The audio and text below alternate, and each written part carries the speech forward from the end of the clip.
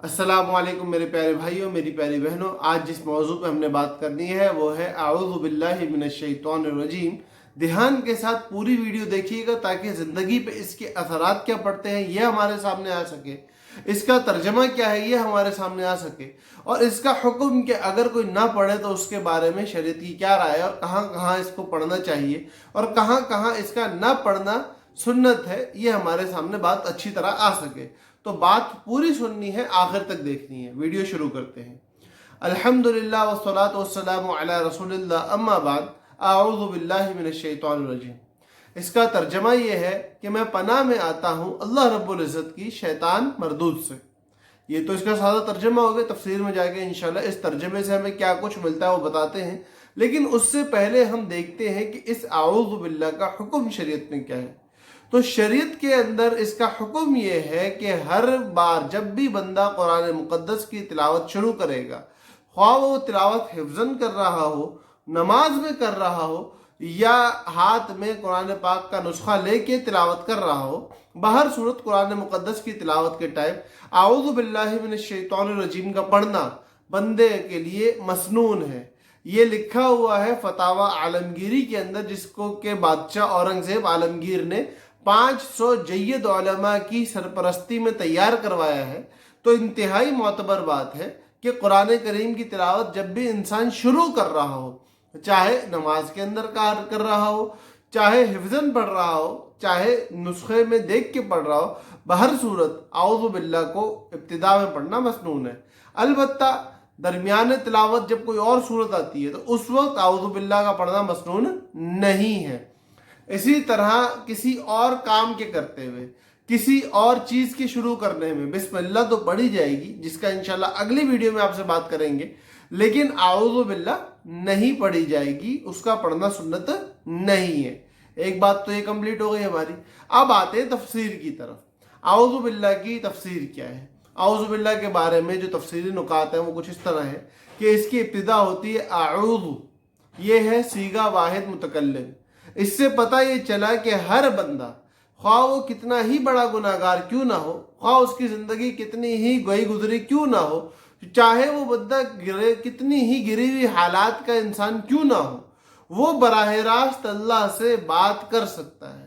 ہر بندے کا اللہ سے ذاتی تعلق ہے، اس کو اپنے اس تعلق کے استوار کرنے کے لیے اور اللہ تک اپنے بات پہنچانے کے لیے کسی اور چیز کی ضرورت لازمی طور پہ نہیں ہے۔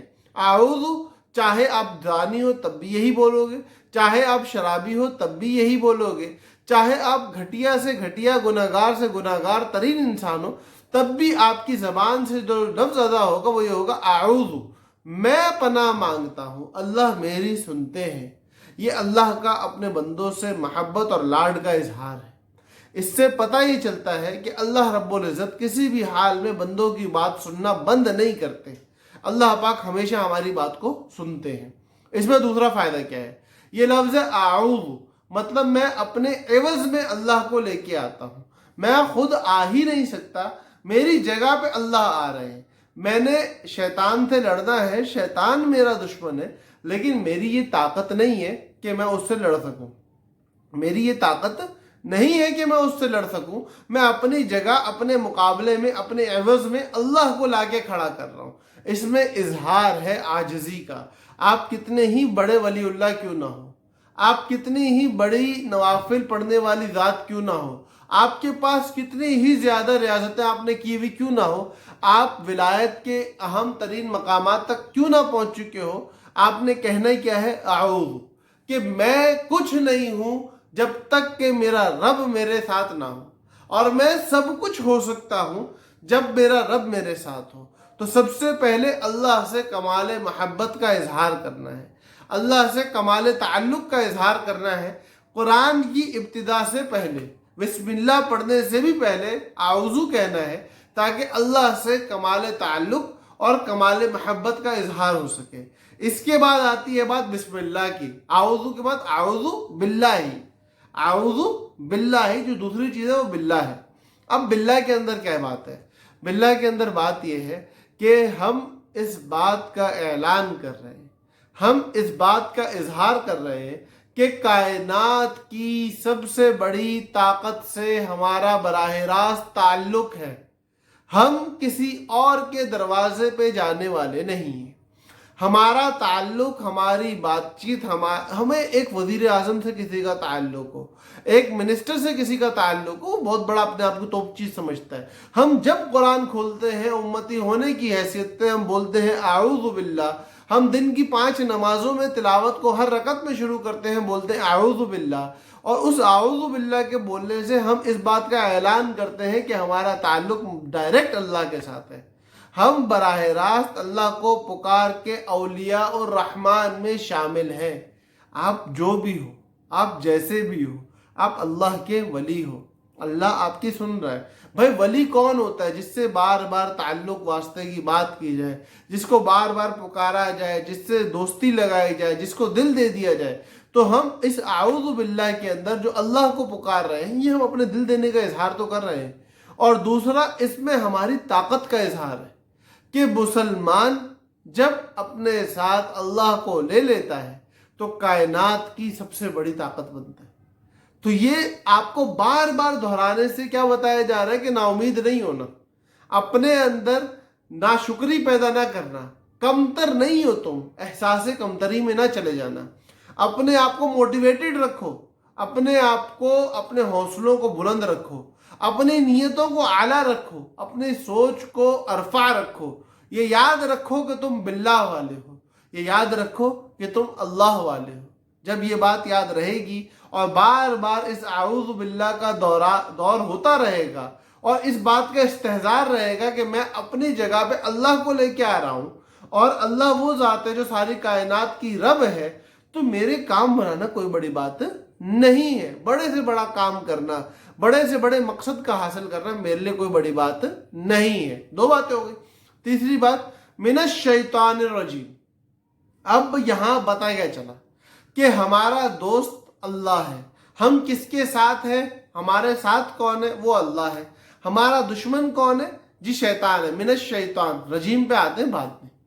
minash شیطان، شیطان ہمارا دشمن ہے. اب شیطان کو یہاں پہ 2 طریقے سے سمجھو. ایک ہے شیطان ذاتن، شیطان ذاتن کہ ایک ذات ہے، اس کی ایک شخصیت ہے، اس کی ایک جماعت ہے. وہ جماعت لوگوں میں پھرتی ہے. جنات کی وہ جماعت لوگوں کو اللہ سے گمراہ کرتی ہے، اللہ کے راستے سے بھٹکاتی ہے، اللہ کا باغی بندہ بناتی ہے. اور دوسرا ہے شیطان وصفن، صفت کے اعتبار سے شیطان ہو کہ جو کام شیطان کا ہے وہی کام اس چیز کا بھی ہے. شیطان اللہ سے دور کرتا ہے تو حرام اللہ سے دور کرتا ہے. شیطان اللہ سے دور کرتا ہے تو نماز کا چھوڑنا اللہ سے دور کرتا ہے. شیطان اللہ سے دور کرتا ہے، شراب اللہ سے دور کرتی ہے. شیطان اللہ سے دور کرتا ہے، زنا اور بے حیائی اللہ سے دور کرتی ہے. تو ہر وہ کام جو اللہ سے دور کرنے والا ہے وہ وصف کے اعتبار سے شیطان ہے. تو بہر صورت، چاہے ذات کے اعتبار سے ہو چاہے وصف کے اعتبار سے ہو، ہمارا یہ عقیدہ ہو، یہ یقین ہو، یہ ہمارے دل کے اندر بات استحضار کر چکی ہو کہ ہم اللہ کے دشمنوں سے، ان چیزوں سے، ان کاموں سے، ان تمام تر لغویات سے اور اس ذات سے پناہ مانگ رہے ہیں اللہ کی جو اللہ سے دور کرنے والی ہے. ہمیں اللہ مل جائے اور سب کچھ ہم سے چھن جائے، ہمیں قبول ہے، کیونکہ جس کو اللہ مل گئے اس کو سب مل گیا. 3 باتیں ہو گئی. الرجیم، minash شیطان الرجیم. اب اس رجیم میں کیا بات ہے؟ دیکھو شیطان رذیل بھی ہے، خبیث بھی ہے، لعین بھی ہے، اور بھی بہت ساری صفات شیطان کی آ سکتی ہیں. لیکن دھتکارا ہوا، مردود، وہ جس کو دھکے دے کے نکال دیا گیا ہو، جس کو بالکل ہی ایک اپنے جگہ سے گیٹ آؤٹ بول دیا گیا ہو، وہ ہے شیطان. اس خاص صفت کو بار بار ہماری زبانوں پہ لانے کا مقصد کیا ہے؟ مقصد یہ ہے کہ یاد رکھو کہ ہر وہ چیز جو اللہ کے مقابلے میں ہے، ہر وہ چیز جو اللہ سے دور کرنے والی ہے، وہ دھتکاری ہوئی ہے. اس کی حیثیت یہ ہے کہ اس کی 2% کی اوقات رہی، وہ دھتکاری ہوئی ہے. اور دھتکاری ہوئی چیز سے دور ہونے کے لیے آپ دن میں بار بار اللہ سے بات کر رہے ہو، تو یاد رکھو کہ دھتکاری ہوئی چیزوں کو حاصل کر کے کوئی انسان عزت دار نہیں بن سکتا. عزت اللہ جس کو چاہتے ہیں دیتے ہیں. کوئی انسان مالدار نہیں بن سکتا. مال اللہ جس کو چاہتے ہیں دیتے ہیں. کوئی انسان بڑے سکون والا اور عزت والا اور مقام اور مرتبے والا اللہ کی دھتکاری ہوئی چیزوں کو لے کے نہیں بن سکتا، نہ دنیا میں نہ آخرت میں. تباہی بھی ہے، بربادی بھی ہے. تو اس لیے اس اعوذ باللہ من الشیطان الرجیم کو جب بھی پڑھیں تو یاد رکھیں کہ میں اللہ اور اللہ کی صفات کے سائے میں اپنی زندگی گزارنے کے لیے آیا ہوں. شیطان اور شیطان کی تمام تر صفات کے مکر و فریب سے بچنے کے لیے میں اللہ والا بننے کے لیے آیا ہوں اور شیطان کا دشمن بننے آیا ہوں. میں ان چیزوں کو اپنانے آیا ہوں جو اللہ تک پہنچاتی ہیں اور ان چیزوں سے اپنی برات کا اعلان کرنے آیا ہوں جو اللہ سے دور کرتی ہیں. اس کے بعد جب انسان قرآن پڑھے گا تو قرآن پھر ہدی للناس ہے. تو بھائی ہمیں قرآن سے ہدایت چاہیے، ہمیں اللہ والا بننا ہے. اس کے لیے کرنا کیا ہے کہ جب قرآن کی تلاوت شروع کریں تو اس کلمے اعوذ باللہ من الشیطان الرجیم کو اس نیت سے پڑھیں کہ ہم یہ قرآن اللہ والا بننے کے لیے پڑھ رہے ہیں اور شیطان کا دشمن بننے کے لیے پڑھ رہے ہیں.